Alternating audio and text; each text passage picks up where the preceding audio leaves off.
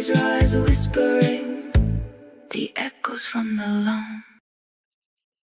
Welcome, wanderers, to another night where the dark folds itself around the ridges like damp cloth, and the wind carries the kind of warnings that only make sense if you've lived long enough to know what not to listen to. Before we step into the hollow and let the old rules settle over us like skin, take a moment to like and to share, to scatter this tale like cornmeal on a doorstep, because the more voices we gather, the brighter our lanterns burn, the more they help us against the things that wait between the trees. The mountains were already holding their breath when Louise Laceman arrived. The sky pressed low and heavy as though the clouds themselves were listening, and the narrow road that wound toward her rented cabin felt less like a path and more like a throat she was being swallowed down. The trees leaning inward with the slow, deliberate posture of watchers who'd been waiting far too long for someone to wander into their gaze. Louise had come for quiet, for distance, for the kind of solitude that might let her grief settle, instead of gnawing at her ribs. But the mountains do not offer silence without cost, and the hollow she chose had a reputation whispered only in kitchens and back porches. The kind of place where the old rules weren't folklore but survival. Rules like never whistle in the woods, don't look into the tree line, if you hear your name, no you didn't, and if it sounds far away, it's right beside you, and if it sounds right beside you, it's far away. Rules spoken with the brittle certainty of people who had learned them the hard way. Her cabin sat at the edge of a clearing where the grass grew in strange flattened shapes, as though something had been lying there night after night, pressing its weight into the earth with the patience of a creature that no longer needed sleep. And though she noticed it on her first morning, she told herself it was dear, because the alternative, that something had been waiting for her, was a thought she refused to let settle. The first sign came in the form of footsteps circling the cabin long after midnight, slow, dragging, and uneven, as though whatever moved out there had forgotten how to walk like a person, but still remembered the shape of the motion. And Louise lay in her bed with her breath caught in her throat, listening to the soft crunch of leaves beneath something that paused too often, something that exhaled in a way that sounded almost human. She told herself it was an animal, though she had never heard an animal breathe like that. She tried to sleep, but the footsteps returned the next night and the next, always stopping beneath her bedroom window, always lingering long enough that she could feel the weight of its attention pressing through the thin wooden wall. And each time she lay frozen, she felt the strange certainty that whatever stood outside was not simply passing through, but studying her, preparing for something she could not yet name.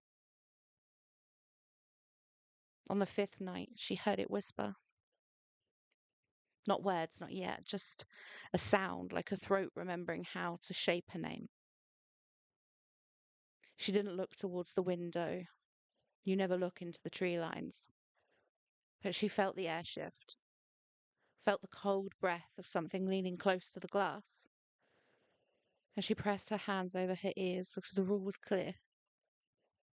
If you hear your name, no, you didn't. The next morning, she found tracks in the mud, long, narrow impressions, as though something had tried to imitate shape of human foot, but had forgotten how many bones belonged inside. The heel was too sharp and the arch too deep, and the toes just that bit too long. She followed them only far enough to see where they led.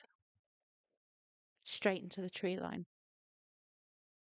where the shadows pulled too thickly, where the air felt colder, where the silence felt like a held breath.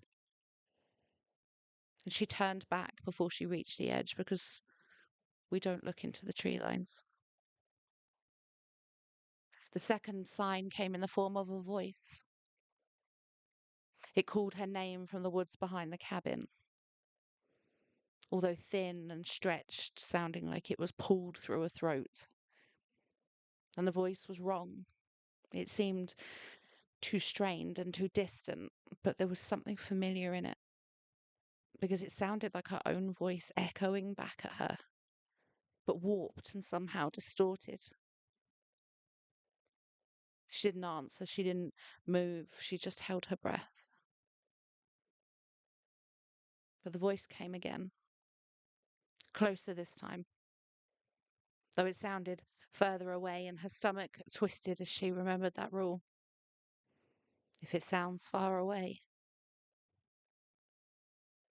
She backed into the cabin, locking the door, even though she knew a lock meant nothing to something that had once been human and had died so violently enough that the mountains refused to bury it properly. Something that had crawled into the hollows with its ribs broken and its face torn and its name leaking from its mouth like blood, whispering itself into the dirt until the dirt whispered back. That night, the footsteps returned, but they were different, lighter and quicker, more confident, as though the creature had grown accustomed to its borrowed form. And when it stopped beneath her window, she heard it breathing in a way that matched her own. The cadence was practically identical, the pauses the same. She pressed her back against the wall, trying to quiet her breath, but the creature matched her silence, mirroring her in a way that she felt was intimate and invasive. The third sign came when she found her own footprints beside the creek, though she hadn't been there in days. The impressions were perfect replicas of her boots, and the stride identical to her own. A path leading into the woods where the trees grew so close that no human could pass without pushing branches aside. Yet the footprints continued unhindered, as though the creature wearing her shape had slipped between the trunks like smoke. She followed the tracks only long enough to see where they led, into a narrow ravine where the air felt colder and heavier.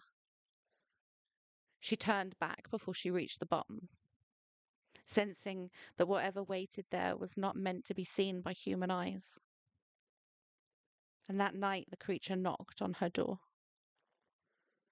The sound was soft, polite, almost hesitant, as though it had learned the gesture from watching her. And when she didn't answer, it knocked again. The rhythm identical to the way she tapped her fingers when thinking. And when she realized it was not trying to break in, it was trying to be invited, her breath hitched. She stayed silent, but the creature spoke, its voice now nearly perfect, the tone matching her so closely that if she had not known any better, she might have believed she was hearing her own echo. And it said her name with a softness that made her stomach twist, as though it were testing the shape of the word on a borrowed tongue. But beneath her name, beneath the mimicry, beneath the stolen cadence, she heard another name, whispered so faintly she almost missed it. A name broken by time and violence. A name that had once belonged to someone hunted by their own. Someone who had crawled in the mountains to die alone. Someone who had whispered their name into the dirt until the dirt whispered back. She didn't recognize the name, but the creature did, and it wanted her to carry it. Final sign came at dawn. She woke to the sound of someone moving inside the cabin. the soft creak of floorboards beneath careful steps. And for a moment she thought she had left a window open, but when she listened more closely, she realized the footsteps were coming from the far corner of the room, the one place she could not see from her bed. And the air was too warm, too close, as though something was standing just out of sight. She didn't dare open her eyes, but she felt the presence shift, felt the weight of its attention settle on her like a hand pressing against her chest, and she knew with a clarity that cut through her fear the creature had taken her shape, learnt her movements, worn her voice, and now stood in the darkness wearing her face. It leaned close enough that she could feel its breath against her cheek, a deliberate exhale that matched her own perfectly. And in the stillness of that moment, she heard it whisper its name, the broken, ruined name it had carried into death. And then it whispered hers, layering the two together like a wound stitched shut. And somewhere in the hollow beneath the weight of the ancient ridges, something answered its call. Something that had been waiting for the moment when the creature wearing her skin would step into the clearing, leaving the real Louise Laceman behind in the darkness, unseen, unheard, and unmissed. The mountains exhaled, the clearing shifted, and the thing that wore her face walked into the dawn. If the night feels heavier now, if the trees outside your window seem to lean a little closer, if you hear your name whispered from somewhere it shouldn't be, remember the rules. Remember the silence. And above all else, remember to light your lanterns before you step away from this tale. Because the ones who remember their names are always searching for someone who forgets to carry their own flame. It's a strange thing, the way silence settles after a haunting. Not as a mercy, but as a weight. A thickening of the air that seems to remember every scream, every footstep, every breath that should not have been taken. And Louise Laceman felt that silence clinging to her long after she left the ridge, where the creature had worn her face like a borrowed coat. Long after she crossed that tree line and stepped back into a world that pretends it's safe. Long after she told herself that she had survived and that survival was enough. Though she knew in the marrow of her bones that nothing about this kind of survival was clean. She walked home with the slow, deliberate steps of someone who had been watched too long. Someone who had learned the hard way that the woods do not forget the shape of a person once they've been hunted.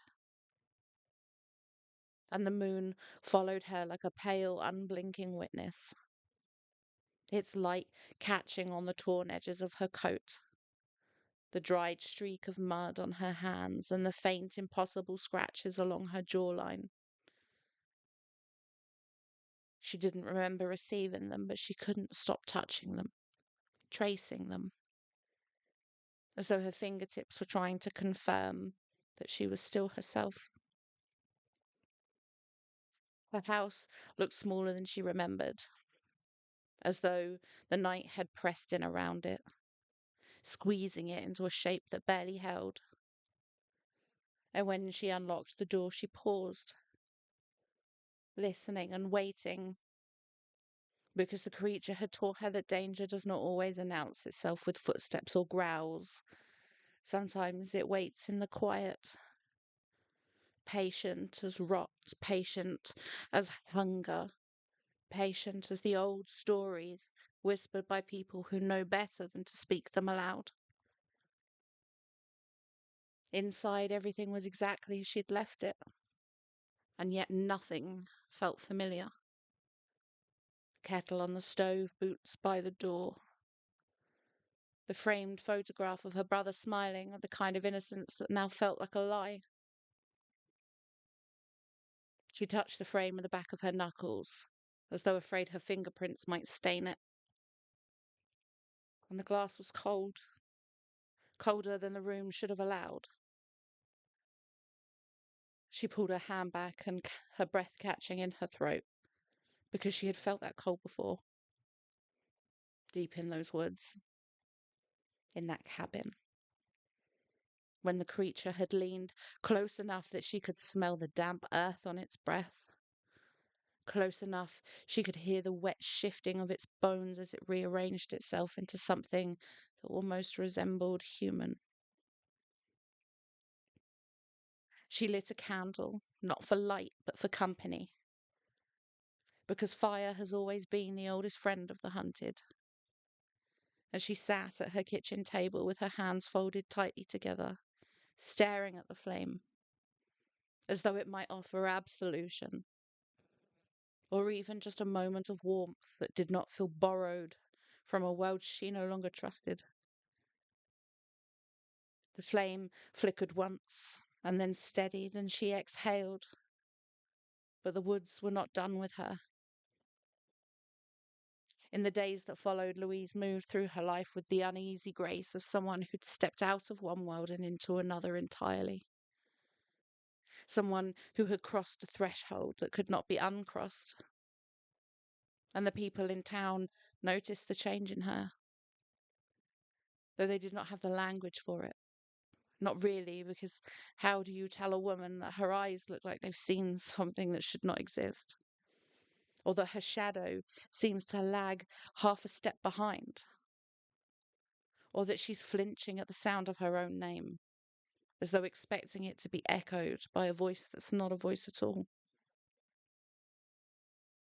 She tried to sleep, but sleep came in thin, brittle layers, easily cracked and easily broken.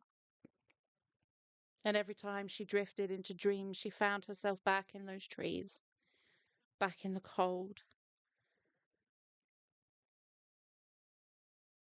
She woke with her heart pounding, her throat raw, her hands clenched so tightly her nails had left crescent moons in her palms. And always, always there was the feeling of being watched. It wasn't constant or even predictable, but it was enough to remind her the story was not finished. One evening, as the sun bled out behind the hills and the sky took on that bruised colour that comes just before nightfall, Louise stepped onto her porch with a mug of tea she hadn't intended to drink.